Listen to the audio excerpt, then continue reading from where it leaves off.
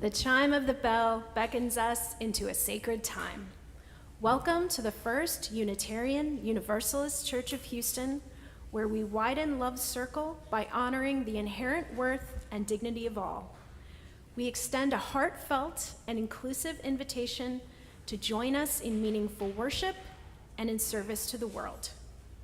Buenos días y bienvenidos a esta comunidad donde ampliamos el círculo del amor, honorando el valor y la dignidad inherentes de todos. We greet all those who join us this morning. We hope those watching the live stream will fill out the online attendance form and refer to the many announcements in the online order of service. We ask those here in person to take a moment after the service and introduce yourself to someone you don't yet know. Our guest preacher today is the Reverend Dr. Robert M. Hardies. He is lead minister of the First Parish in Cambridge, Massachusetts, and the Unitarian Universalist chaplain at Harvard University. Rob is an experienced preacher, teacher, counselor, and activist. A student of Emerson, Thoreau, and the New England Transcendentalists, Rob often encounters the sacred in nature, and in his spare time enjoys leading walking pilgrimages along the Camino de Santiago. Thank you for being here.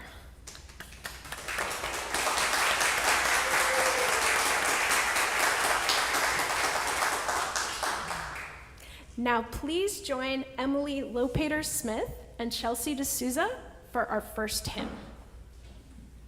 Good morning.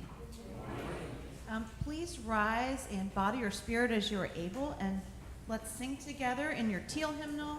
This is hymn number 1064, Blue Boat Home.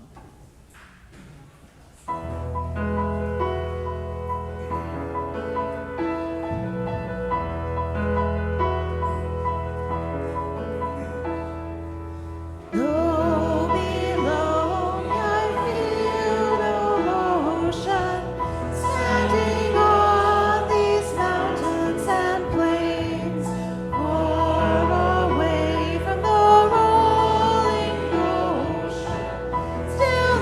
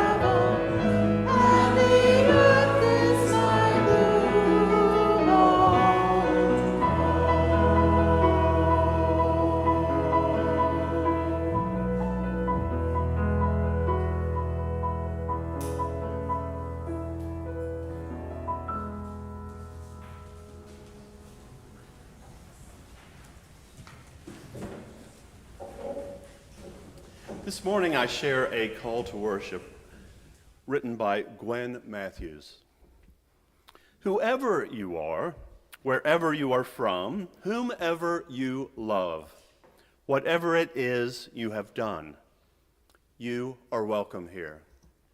You are welcome to this time, this space, this moment that we carve out of the often busy and chaotic weeks. You are welcome to this time for collective breaths, for words, for music, for lighting candles, and for us to simply exist here together.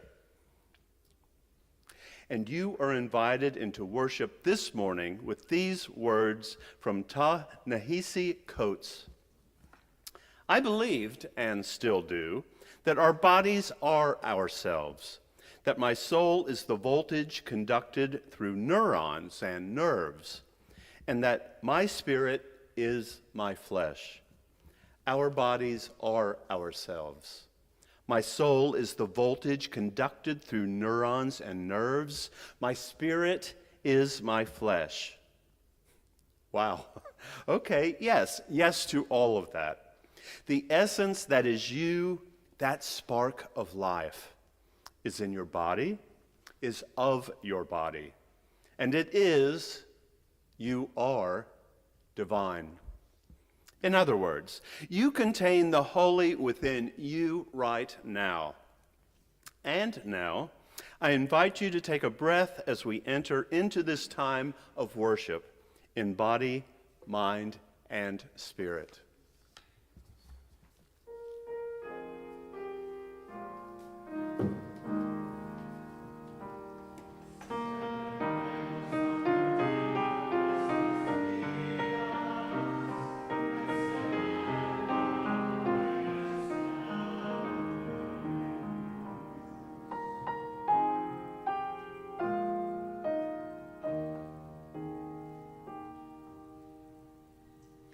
I invite you all to please join with me in reading the words of our congregational covenant, which are printed in your order of service.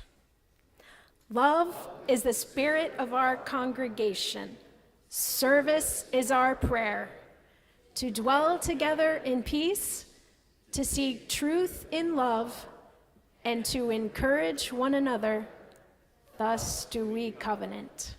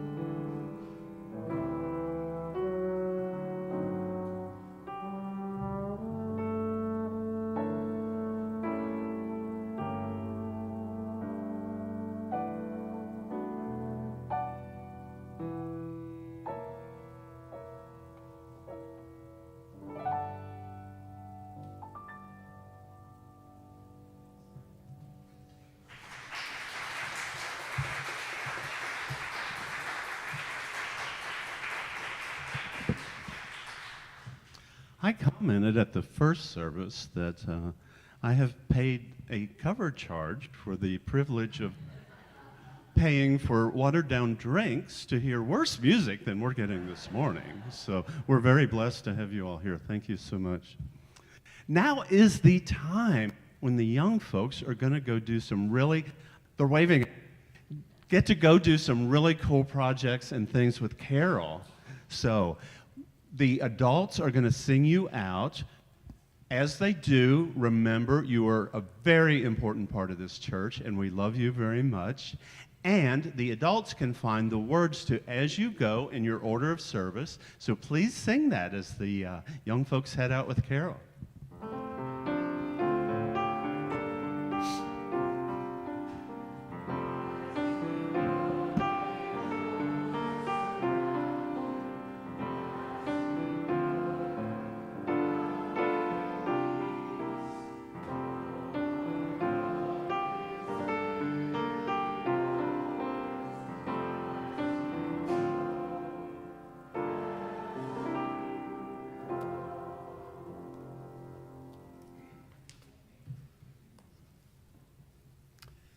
This is the time during the service when we pause, when we take time to enjoy just being.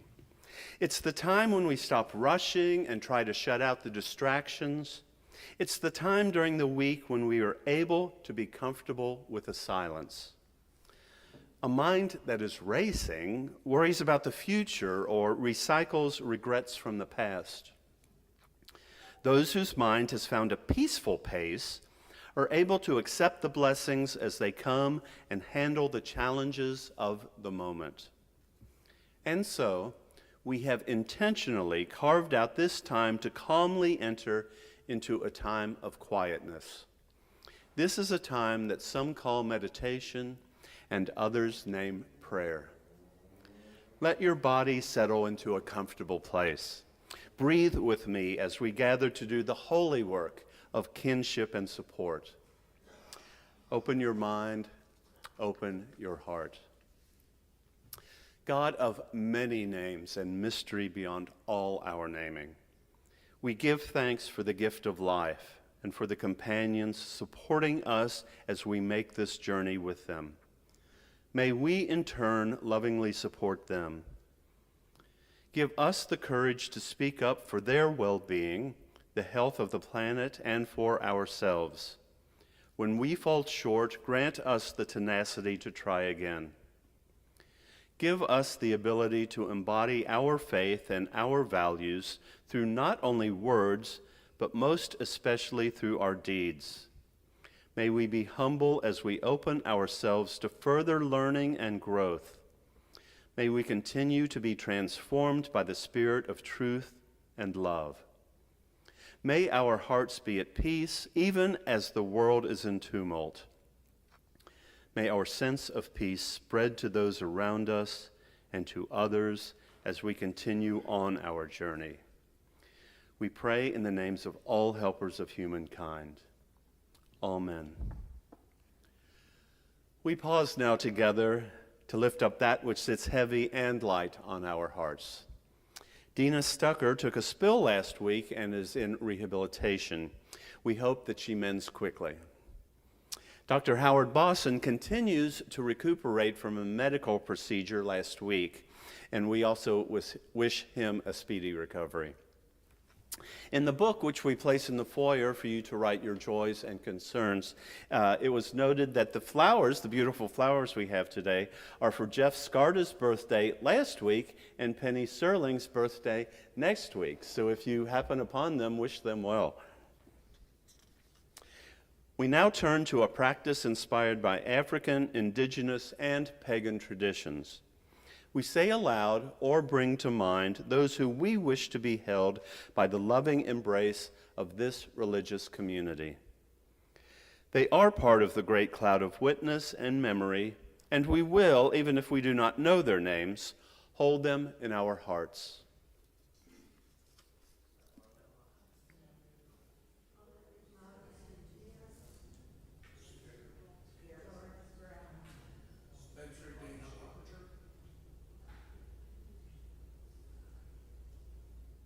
In this great cloud of witness and memory, amid this beloved community, we hear these names and hold them in our hearts.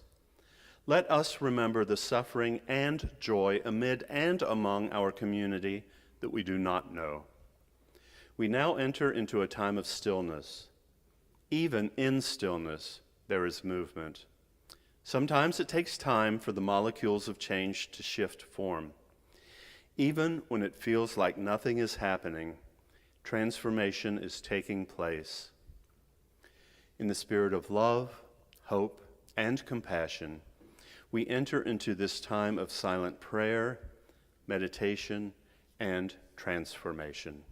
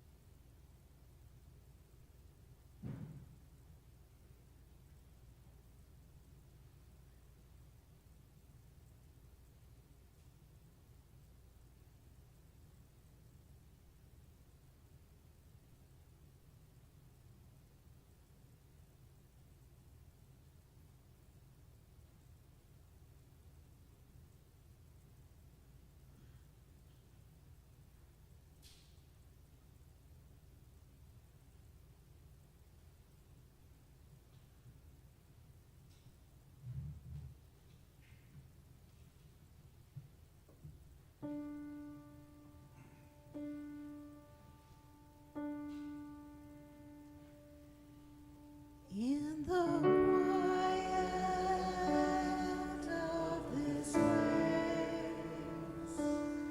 let this moment fill with grace. This is my prayer. This is my prayer.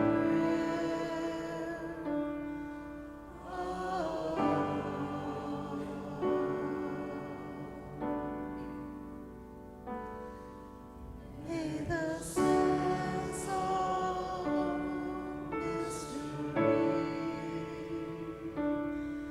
guide us through our journey. This is my prayer. This is my prayer.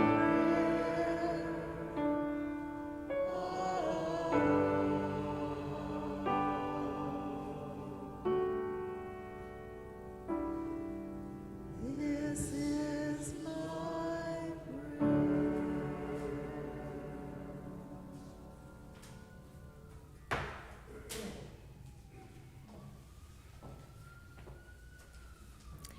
Each week, our morning offering is shared with an organization that shares our Unitarian Universalist values and through which we may live out our principles in the world.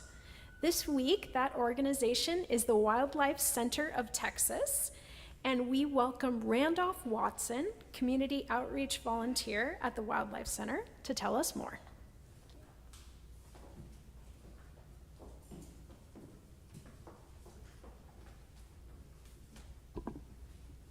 Thank you. My name is Randolph Watson. I am from the Houston SPCA's Wildlife Center of Texas. On behalf of the Wildlife Center, I thank you for selecting us to be one of your shared offering recipients. The mission of the Wildlife Center of Texas is to care for injured, ill, orphaned wildlife through rehabilitation, release, and education. We are one of the largest wildlife care facilities in the country, taking in thousands of animals each year.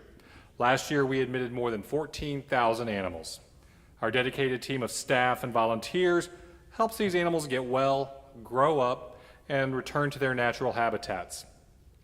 The Houston area is surrounded by wildlife, providing an array of essential environmental services. These animals help keep our natural spaces healthy and vibrant. Our efforts at the Wildlife Center offset the impact of urban life on these animals. It is because of the generosity of organizations and individuals such as yourselves that we can help these animals. The Wildlife Center does not receive financial support from local, county, state, or federal entities. We are supported by private donations only. In addition to financial support, members of our community help the Wildlife Center by donating materials and their time. We are primarily a volunteer-based organization, and volunteering at the center is a terrific way to see many of these animals up close and help them. You can learn more about how to help us by visiting our website, wildlifecenteroftexas.org. Thank you very much.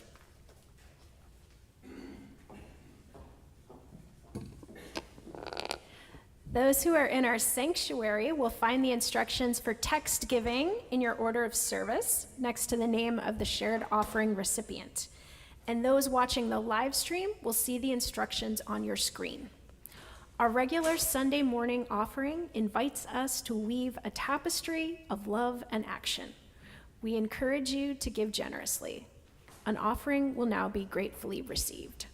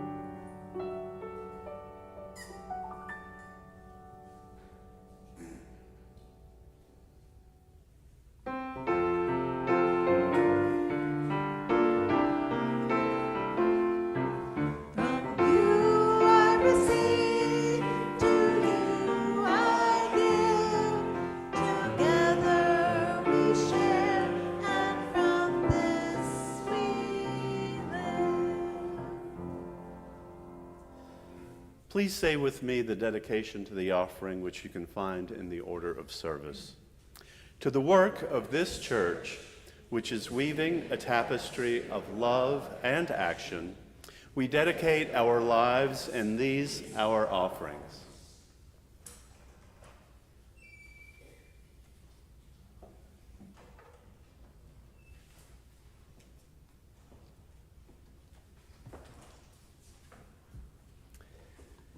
Good morning, friends. And thank you so much for having me with you this weekend. I want to thank Cheryl for that kind introduction and thank Reverend Scott and Reverend Colin for the invitation to be with you this weekend. We spent a lovely afternoon yesterday with some members of the church discussing the wisdom and consolation that our Unitarian Universalist faith offers us as we grapple with questions of living and dying. And that was a really rich time together. I'm really grateful for that experience. I bring greetings from First Parish in Cambridge, the Unitarian Universalist Church up in the wilds of Harvard Square. Greetings from that congregation that I serve up there in Boston area. And And I also want to say happy Pride. Understand there was a big parade last night. I've actually been preaching around this month, and I happened to catch Pride 3 times in 3 different cities this month, so I'm feeling especially proud here as June wraps up. Perhaps in honor of Pride, our reading this morning is from our great gay bard, Walt Whitman. And I invite you, it's a responsive reading, I invite you to turn in your hymnal to number 645 in the back, the gray hymnal. And we'll read responsively an excerpt from Whitman's Song of the Open Road. I'll read the plain text and invite you to respond in the italicized text. Number 645. Afoot and light-hearted, I take to the open road, healthy, free, the world before me.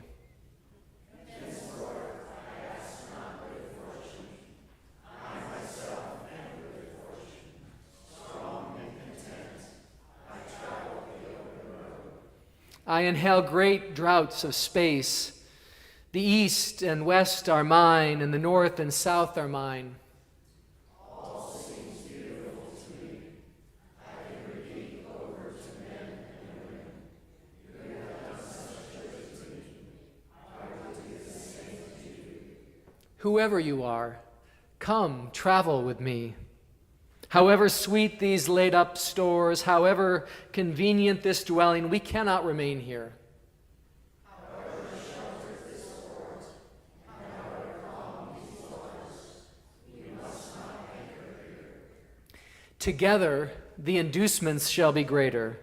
We will sail pathless and wild seas.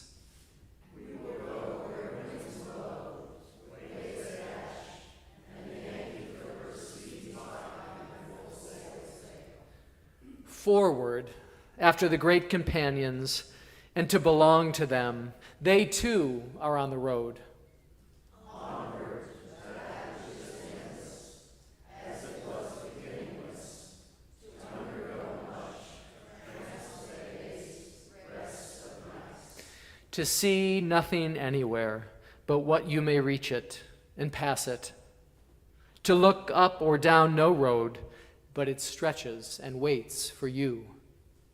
To know the universe itself as a road, as many roads, as roads for traveling souls.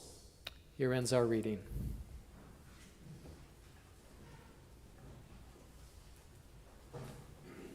Now I invite you to turn to your teal hymnal for hymn number 1011.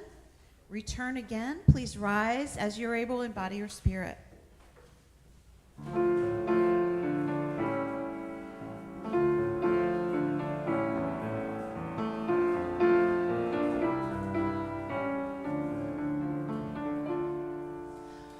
Return again, return again, return to the home of your soul. Return again, return again, return to the home of your soul. Return to who you are, return to what you are, return to where you are, born and reborn again. Return to who you are, return to what you are, return to where you are, born and reborn again. Return again, return again, return to the home of your soul.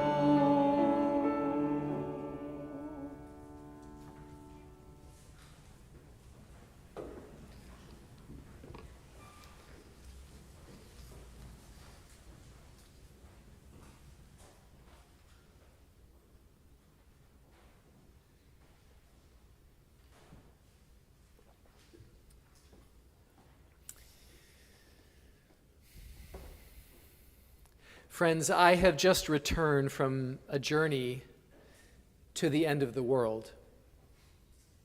And this morning, I want to share with you what I witnessed there, what I experienced, and what that journey taught me about how together we might confront the many endings of our own lives, how together we might confront the possibility of the end of the world as we know it to be. My sermon is called "To the End of the World and Back Again."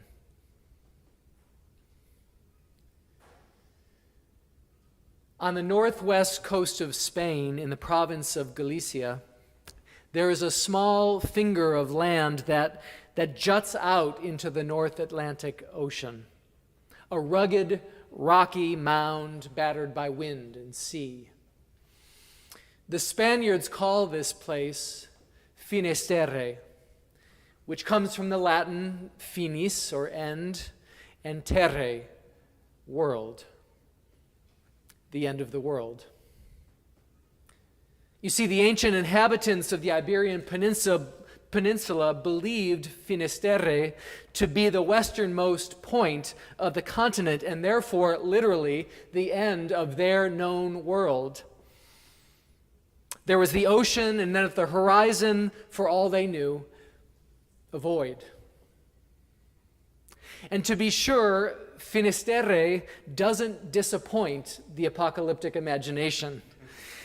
To walk out on that spit of land even today is to be buffeted by winds strong enough to knock you over, and to look out from vertigo-inducing cliffs over a vast and roiling sea. Sailors have long called this forbidding coastline the Costa de Muerte, the coast of death, for all the lives lost to shipwrecks here. So Finisterre is a forbidding place, but it's also a sacred place. Long before Christians began making pilgrimages to nearby Santiago de Compostela, the Celts and other ancient peoples made pilgrimages here to Finisterre. They journeyed to this place they believed to be the end of the world, and at dusk, they watched the sun as it disappeared below the watery horizon, and they prayed. They prayed that the sun wouldn't abandon them. They prayed for its return. From great slabs of rock, they built altars to the sun, altars that remain to this day, and bear witness to the fact that our ancestors found great spiritual significance in this act of confronting the end of the world as they knew it. It strikes me that it must have taken great courage, no? For our ancestors to have journeyed to this place and confronted the frightening possibility of the end of the world. They could have not made the journey. They could have stayed home, but they came in groups large and small. They came face to face with their fears, and together they offered up prayers for their collective deliverance. It must have taken courage. And it still does, doesn't it? To this very day, it takes courage for us to confront both the endings of our own lives and the possibility of the end of the world as we know it. After all, we live at a time when rumors of the end of the world run rife. While apocalyptic fantasies play out on our movie screens, apocalyptic realities fill the nightly news. Rising seas, blazing fires, collapsing ecosystems, crumbling democracies. At the end of the 19th century, the philosopher William James spoke words that are more true today than when he first uttered them. He said, We live in a world that is uncertain of being saved. And then he asked his listeners, are you willing to participate in such a world? Are you willing to risk loving a world whose salvation is uncertain?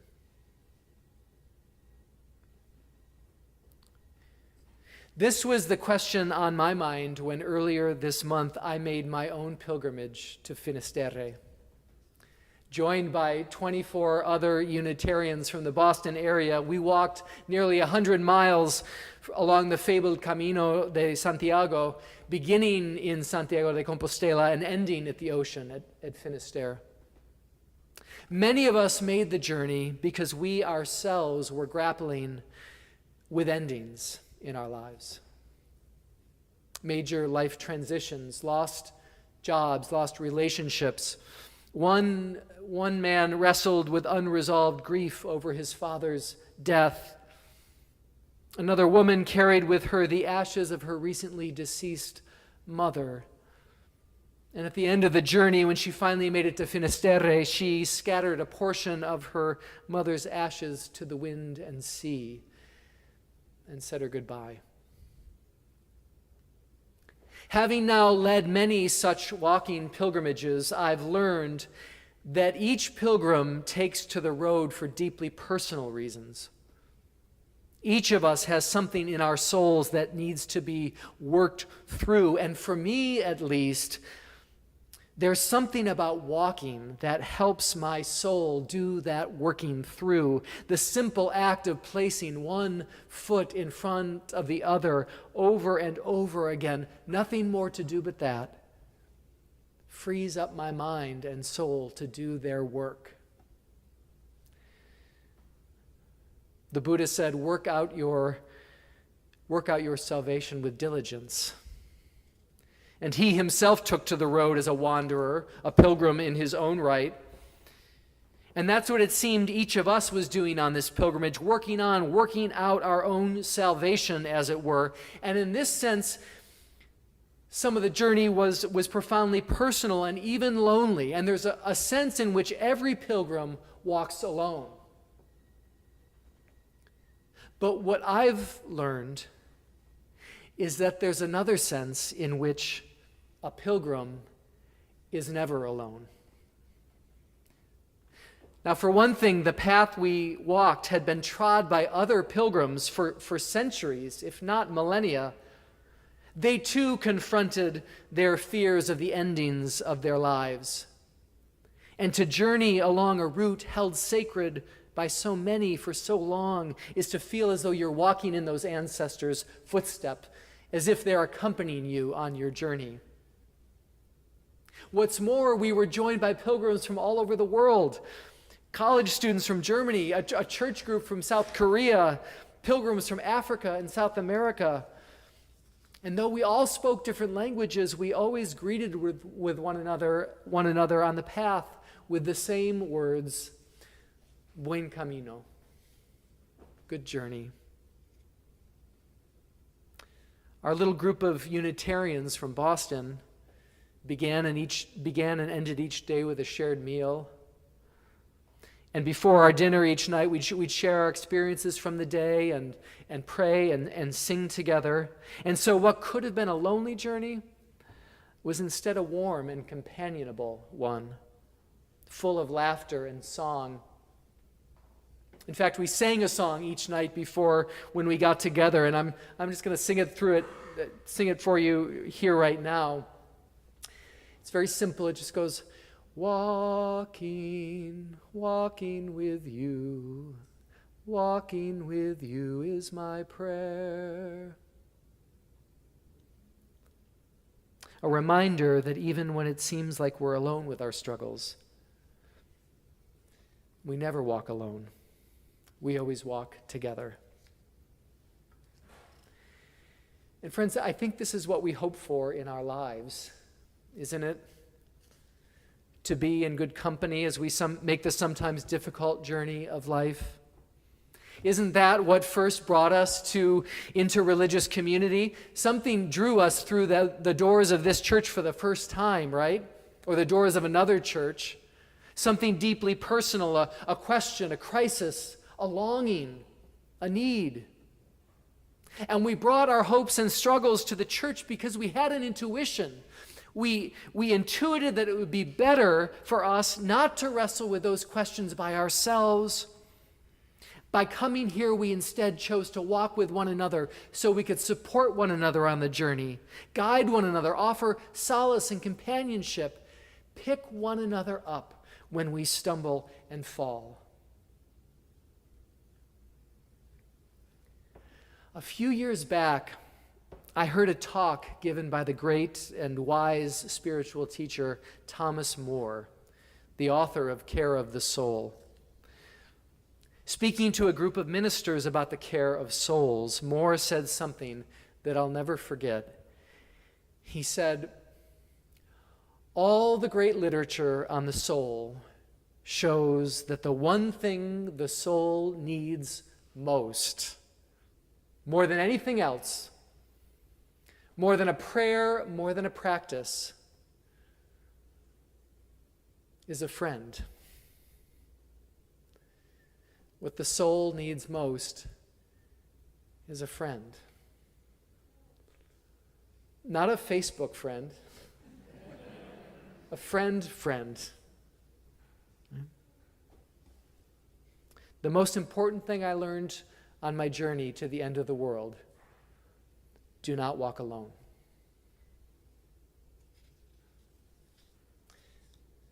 What else did the journey to Finisterre teach me? The pilgrimage reminded me that even as we travel through an unknown land to an uncertain future, and that's the journey that we're on, friends, we must remember to savor every step of the way. Day after day, as I moved across the face of the good earth at the pace of my own footfall, rather than that of a speeding car, my relationship to time and space and earth was transformed. It changed. Everything slows down. I began to feel and to trust that point of contact between the sole of my foot and the earth, to feel the strength of that place and the intimacy of it, intimacy with all of creation. The smell of eucalyptus and pine, the bright colors of foxglove and Scotch broom, the songs of warblers and the lowing of cattle. Yes, when I arrived at the coast of Finisterre, the buffeting winds and vast sea made me feel small and powerless, but I also felt a part of it all, and thus enlarged. And I want to carry that ample sense of self, that intimate relationship with the earth, with me into whatever the future brings. The author E.B. White once wrote, "Each morning, I woke up torn between two impulses, the impulse to savor the world and the impulse to save the world." And then he added, it makes it hard to plan my day. And I'll bet many of us have felt torn by that very choice. Do I slow down and savor life's blessings, or do I leap to the barricades to fight the good fight? I hope we've all learned by now that this is a false choice. We must savor and save the world. The two are inextricably linked. Think about it. Why would you bother saving a planet whose beauty and grandeur you had not delighted in? Savor and save both.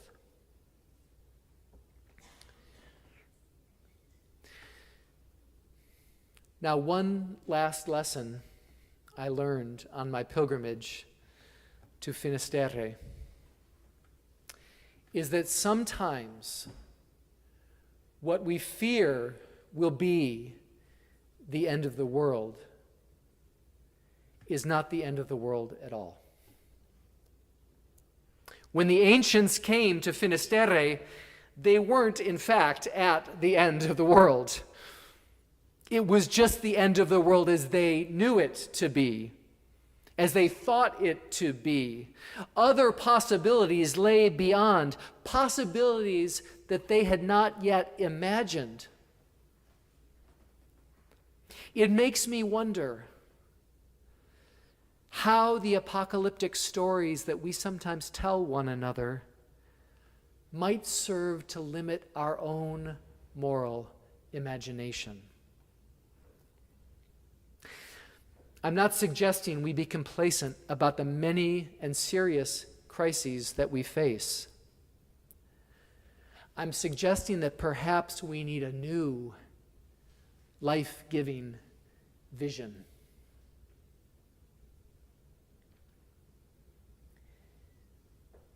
Which leads me to my final thought. When pilgrims arrive at Finisterre, having completed their journeys, the tradition is to gather on the rocks at the furthest tip of the peninsula and watch the sun set into the horizon, into the sea. So that's what we did. But it was June, and the sun didn't set till after 10 p.m. that night. By that time of day, though, the wind had abated enough that a calm prevailed. And the moon was rising in the east already over our shoulders, while the setting sun lit up the entire west, the ocean glittering its reflection. Everyone was silent and a little bit in awe. It was beautiful. And in that moment, I thought again about those ancient ancestors making their journey to what they believed was the end of the world, the fear and trepidation they must have felt, the courage and strength it took for them to make that journey. And I wondered if it came as a surprise to them to discover that the end of the world was beautiful. The sun, the ocean, the sky, a place of beauty. And it makes me wonder if we too don't have a beautiful surprise in store for us. I wonder if we or our children or our children's children will one day discover that the endings we now anticipate for our own lives, for our world, are also in fact beautiful new beginnings. Beginnings full of possibility that lie beyond the limits of our present imagination. I don't know that to be true. But having journeyed to the end of the world, I do now hold that as a possibility. And I offer that possibility to you and to your imagination in love. Amen.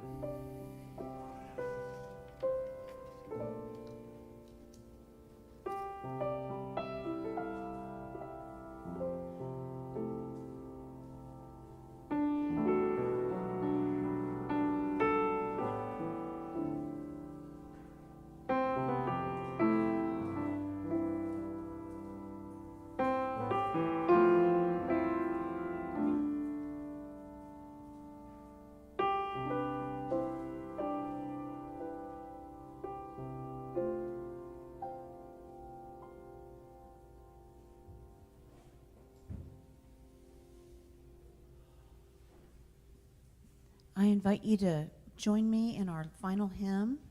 This is number 163 for the Earth Forever Turning, found in your gray hymnal. And please rise as you're able. The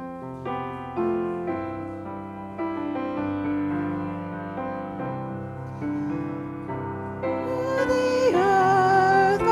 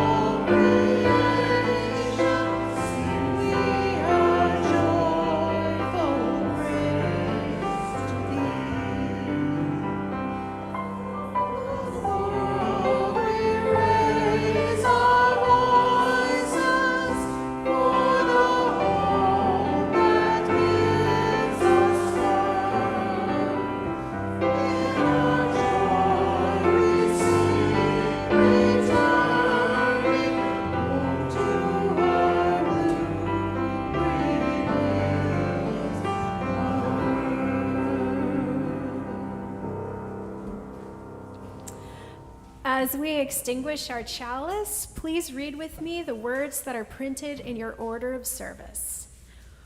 We extinguish this flame, but not the light of truth, the warmth of community, or the fire of commitment.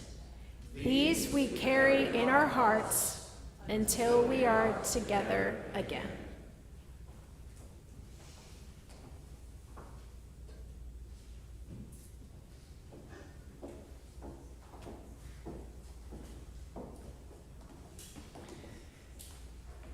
And friends, as we go from this place, may the earth forever turning uphold and sustain you on your journey. May you both save and savor the earth every step of the way. And may you never, ever walk alone. Go in peace. Amen.